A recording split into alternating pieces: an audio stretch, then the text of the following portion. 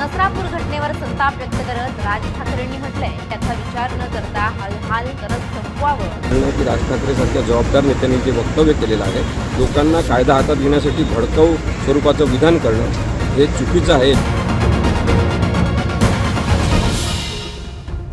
नसरापूर मधल्या त्या चिमुरडीवर झालेल्या अमानुष अत्याचाराच्या घटनेनं महाराष्ट्राच्या काळजावर कधीही न पुसली जाणारी जखम केली आहे. या घटनेचे पडसाद आता केवळ रस्त्यावरच नव्हे तर राजकीय आणि कायदेशीर वर्तुळातही उमटतायत. राज ठाकरे यांचा आक्रमक न्याय आणि असीम सरोदे यांच्या कायदेशीर चौकट या दोन टोकांच्या भूमिकांमुळे संपूर्ण राज्यात एक मोठी वैचारिक आणि सामाजिक चर्चा सुरू झाली आहे. राज ठाकरेंनी आरोपीला कडक शिक्षेची मागणी केली. यावर असीम सरोदे यांनी वादग्रस्त विधान केलंय.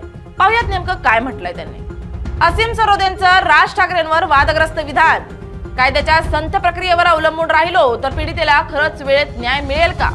राज ठाकरेंची नरसरापूरच्या दराधमाला क्रूर शिक्षेची मागणी. कायदा न पाहता शिक्षा केली तर लोकशाहीकडून रानटी संस्कृतीकडे जाऊ का? महाराष्ट्राच्या मातीला संतांची आणि समाजसुधारकांची मोठी परंपरा आहे. ज्या भूमीतून स्त्री शिक्षणाची आणि स्त्री सन्मानाची क्रांती झाली त्याच महाराष्ट्रातील पुणे जिल्ह्यात भोर तालुक्यात असणाऱ्या नसरापूर परिसरात एका 3.5 वर्षांच्या चिमुरडीवर जे ओढवलं त्यांना माणुसकीला काळीमा फासलाय. या घटनेनं केवळ एक कुटुंब उद्ध्वस्त झालं नाहीये, संपूर्ण राज्याच्या कायद्यावर आणि सुव्यवस्थेवर प्रश्नचिन्ह उपस्थित केलंय. महाराष्ट्र नवनिर्माण सेनेचे अध्यक्ष राज ठाकरे यांनी या घटनेनंतर एक प्रदीर्घ आणि अत्यंत तीव्र सोशल मीडिया पोस्ट लिहिली आहे. ही पोस्ट केवळ एक प्रतिक्रिया नव्हती तर तो व्यवस्थेविरुद्धचा एक जाहीरनामा होता. राज ठाकरे यांनी स्पष्ट शब्दात म्हटलंय की ज्या नराधमाने हे कृत्य केलं त्याला कोण काय म्हणेल किंवा कायदा काय सांगतो याचा विचार न करता हालहाल करून संपवलं पाहिजे. त्यांच्या या विधानाने इन्स्टंट जस्टिस झटपट न्याय देण्याची मागणी करणाऱ्या वर्गाला मोठं बळ दिलंय. ठाकरे यांनी सरकारला सवाल केला की प्रत्येक वेळी घटना घडल्यावरच फास्ट ट्रॅक कोर्टाचं नाव का घेतलं जात आहे? या फास्ट ट्रॅकची नक्की व्याख्या काय? त्यांनी सरकारचा कोडगेपणा काढत म्हटलंय की सत्तेच्या धुंदीत असलेल्या नेत्यांचे जनतेच्या सुरक्षेकडे लक्ष नाहीये. तसेच ठाकरेंनी केवळ राजकारण्यांनाच नव्हे तर समाजालाही आरसा दाखवलाय. 1995 नंतरचा महाराष्ट्र आरपार बदलला असल्याचं म्हटलंय. राज ठाकरे यांच्या आक्रमक भूमिकेनंतर महाराष्ट्रातील विधितज्ञ आणि मानवाधिकार कार्यकर्ते ॲडव्होकेट असीम सरोदे यांनी या भूमिकेवर तीव्र आक्षेप घेतलाय.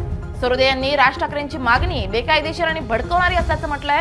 सरोदे यांनी सांगितलं की भारत हा संविधानाने चालणारा देश आहे. कोणत्याही आरोपीला लोकांच्या हवाली करून त्याला ठेचून मारण्याची मागणी करण्याचा अधिकार नाही. अशा मागण्यांमुळे समाजात जंगलराज नक्कीच निर्माण होईल. पुणे जिल्ह्यातील नरसापूर या गावामध्ये एका 4 वर्षाच्या लहान मुलीवर बलात्कार करून एका नराधम 75 वर्षाच्या माणसाने तिचा खूनसुद्धा केला.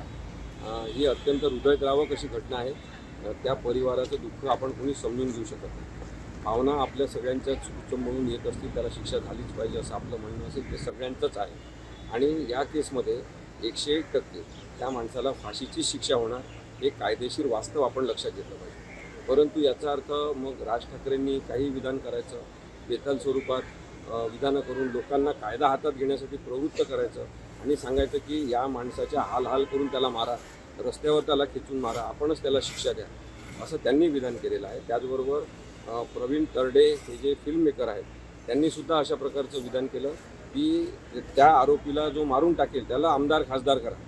मग प्रवीण तरडे स्वतःच का जात नाही? त्यांनी स्वतःच त्यांना मारायचं आणि खासदार किंवा आमदार व्हायचं. आमदार आणि खासदार होण्याचे जे कायदेशीर निकष आहेत ते तुम्ही आता बदलणार का? त्यामुळे भावना तुमच्या जरी बरोबर असल्या की त्या आरोपीला शिक्षा झाली पाहिजे, तरी जगभरामध्ये हे कायद्याचं तत्त्व आहे की त्याची बाजू मांडू देऊन कायद्याच्या प्रक्रियेतून प्रत्येकाला शिक्षा झाली पाहिजे.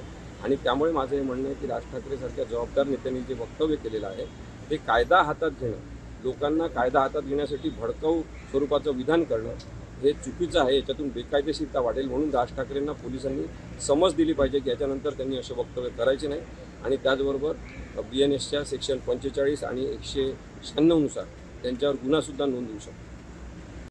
सरोदे यांनी ऐतिहासिक दाखला देत म्हटलंय की ज्या कसाबने भारतावर सशस्त्र हल्ला केला त्यालाही भारताने वकील दिला होता. हे कोणाचे लाड करण्यासाठी नव्हतं तर भारताची न्याय व्यवस्था किती प्रगल्भ आहे हे जगाला दाखवण्यासाठी होतं. सरोदे यांनी पोलिसांकडे मागणी केली की अशा प्रकारे हिंसाचाराला चिथावणी देणाऱ्या व्यक्तींवर, मग ते राज ठाकरे असोत किंवा प्रवीण तरडे, त्यांच्यावर गुन्हे दाखल व्हावेत किंवा किमान त्यांना समजपत्र देण्यात यावं. राज ठाकरेंनी आपल्या पत्रात महाराष्ट्रातील सध्याच्या राजकीय परिस्थितीवरही भाष्य केलंय। सत्तेसाठी काहीही या वृत्तीमुळे यंत्रणा ढिल्या झाल्या आहेत। नसरापूरमध्ये आंदोलकांवर झालेला लाठीचार्ज हा त्याचाच पुरावा असल्याचं ते म्हणतात। स्त्रियांचं शोषण करणाऱ्यांविरुद्ध जी तत्परता दाखवायला हवी ती पोलीस सामान्यांचा आवाज दाबण्यासाठी दाखवतायत। हा विरोधाभास आज महाराष्ट्राच्या चिंतेचा विषय बनलाय। या घटनेनं समाजातील विकृती समोर आणली आहे। दरम्यान नसरापुरामधील गुन्हेगाराच्या पत्नी आणि मुलांनी संताप व्यक्त केला असून माझ्या नवऱ्याला मारून टाका, मला सांगू देखील नका, अशी भावना पत्नीने व्यक्त केली आहे। त्यानंतर मुलांनी बापाचं नाव घ्यायला देखील लाज वाटते, त्याला जिवंत जाळा असं वक्तव्य केलंय। तर राज्याचे मुख्यमंत्री देवेंद्र फडणवीस यांचे नसरापूर प्रकरणात वैयक्तिकरित्या लक्ष घातले असून ते वरिष्ठ अधिकाऱ्यांकडून छोट्या छोट्या डिटेल्स देखील जाणून घेत असल्याचं सांगण्यात येते। आज महाराष्ट्राला गरज आहे ती म्हणजे कायद्याचा वचक निर्माण करणाऱ्या कठोर पण कायदेशीर शिक्षेची। फास्ट ट्रॅक कोर्टांनी केवळ नावाला नव्हे तर कामाने जलद व्हावं आणि आरोपीला फाशीपर्यंत लवकरात लवकर पोहोचावं हीच नसरापूरच्या त्या चिमुरडीला खरी श्रद्धांजली ठरेल। Bureau report LS Marathi.